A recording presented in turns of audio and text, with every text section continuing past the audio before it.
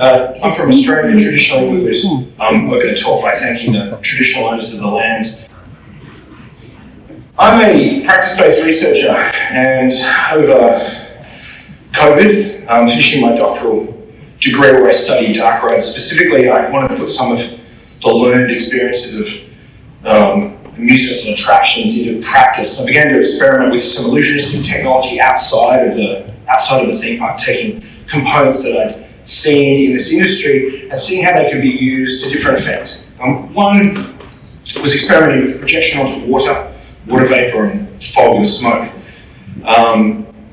Again, we had a lot of time on our hands in Australia, alone in backyards with taps and hoses, and that began specifically using like cartridge water hoses and projectors with one particular collaborator.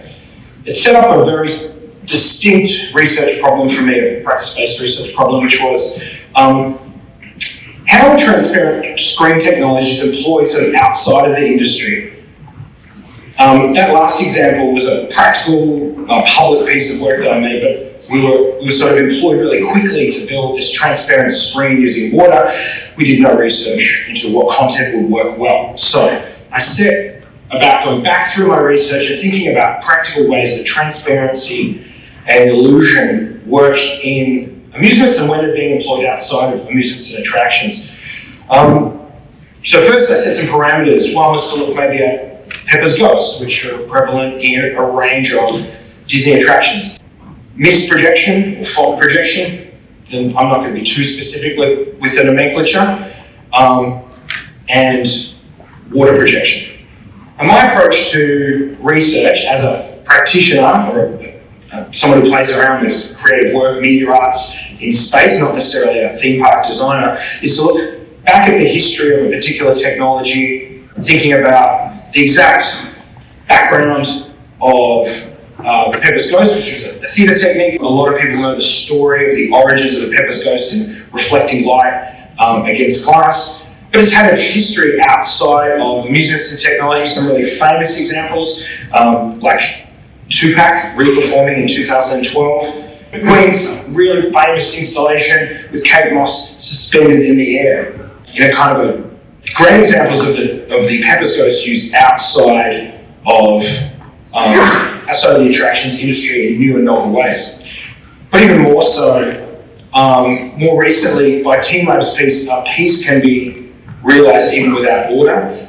Team Lab are a Japanese design group who do incredible installations. This particular piece was not actually a Pepper's Ghost, and actually used a kind of scrim, but it really evoked that idea of illusionistic characters. These were dancing characters from mythology that you walked through the room. An incredible use of projection from short throw angles.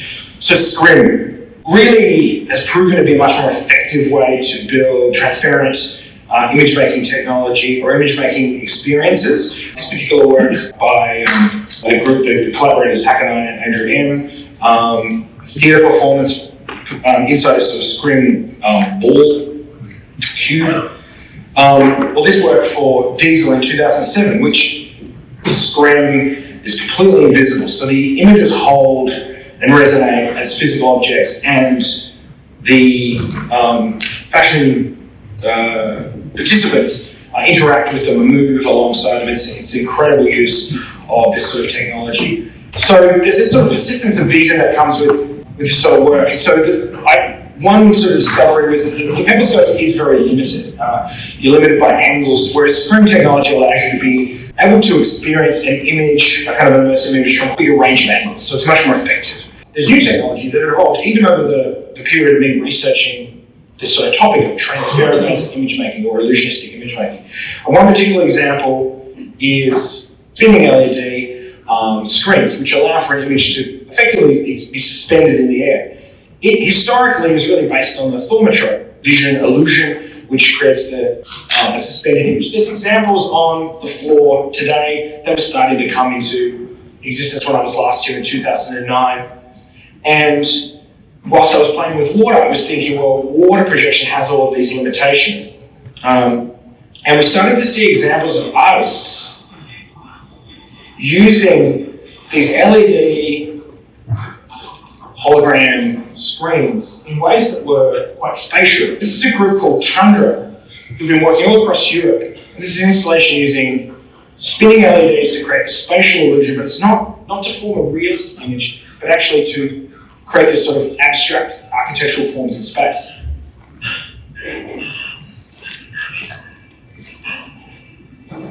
I'm taking you through a trajectory of me trying to figure out across an entire industry, I'll move on from that, what are some of the most effective uses and ineffective uses of different technologies, tracking them back from their earliest historical examples. So getting back to me thinking about water vapor, I would return to the spinning LEDs later. There are examples of projection onto mist and smog that date back right into the 18th century. The first use of smoke, really pivotal to the phantasmagoria, the first examples of sort of media projection in a spatial environment. Smoke was crucial to that because it allowed for the projected light to hold in the space without the need for a screen or a surface. But I also discovered a much more sort of adventurous and much more thematic version of a smoke and mirrors machine, documented in a range of places here in an archive of magical tricks. This is a machine called the Ghost Seer.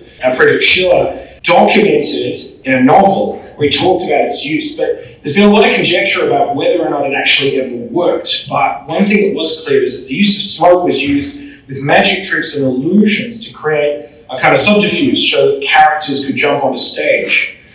And it got me thinking a lot about the use of mist and smog, not necessarily to create a realistic illusion, but to create the potential, as we saw with Tundra's work there, to create images that could hold in space in new ways, accepting the materiality of the smog or the screen, whatever it might be, to hold an image and create experiences that went beyond the screen, or could allow you to experience them in more or less, or more interestingly, or in a novel way beyond the screen. So, Stan Van Der Beek was an early digital creator, and a US-based media creator who worked across a range of forms, but he collaborated with Joan Brigham on a series of fog installations or steam installations where they would fill spaces with steam and projected light. And they've written extensively on the way that could then, bridge gaps beyond, in Van Der Beek's, in his work beyond the screen, and in Brigham's work beyond the painted and illustrated image. It could fill a space with light, and they talked quite a lot about how it could really encroach on the view. Incredible environmental artist Oliver Eliasson has created work with light and immersion. Is an absolute go-to for anybody working with space and light. But he also worked with steam in this early 90s work. Pertinent to my kind of ideas in this project, Tony Urso creates images that separate themselves from a traditional screen by projecting onto objects. You can think, Haunted Mansion, you can see the parallels with the amusements industry. He talks in a fine art and gallery-based context about dialogue and popular culture. But he specifically did a work with a cyclonic smoke environment. James Tapscott 2017 work, it's an architectural installation that uses mist to increase and create this dynamic graphic kind of use of the lights. This work by the group Kimchi and Chips, a couple who collaborate together, I love the name, but this work is fascinating. So it uses mirrors and bright light to suspend a light-based image in air with mist. I'm yet to experience it. It's incredibly uncontrollable, but it is still a graphical image that is suspended, and it can exist in the daytime, which I think is amazing. So it's Johnny Lemercier does a range of work in projection. This is water-based work. But one of my favourite works of projection onto water was this one by a quiet ensemble in Italy. This is in Rome, 2021, it's pretty recently.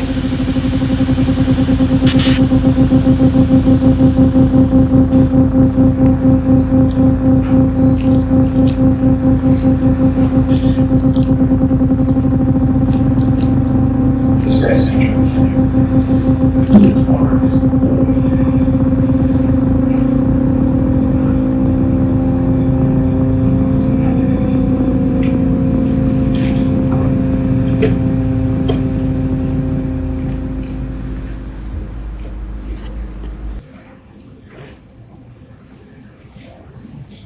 my practice-based analysis was that was two things. That water projection can effectively create new architectural or environmental features to the landscape that it's used in, right? So if you take it outside of space, or even if you look at Disney's extensive range of water-based projections, what it does is it turns characters and iconography into almost like sculptural forms. It gives them more physicality, takes them into spaces where they shouldn't exist, and can build structures temporarily beyond the real.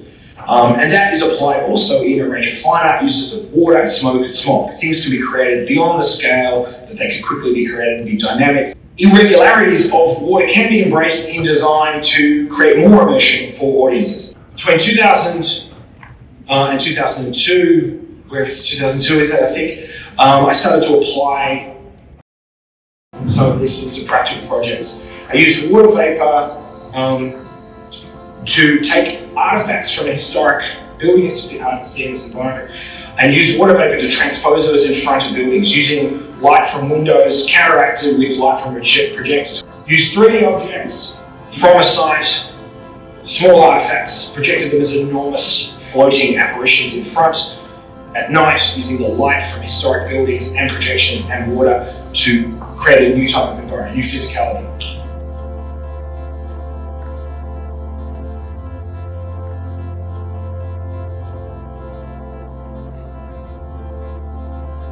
We were then commissioned by a local choir. The choir's design problem was they hadn't been able to perform in 2 years.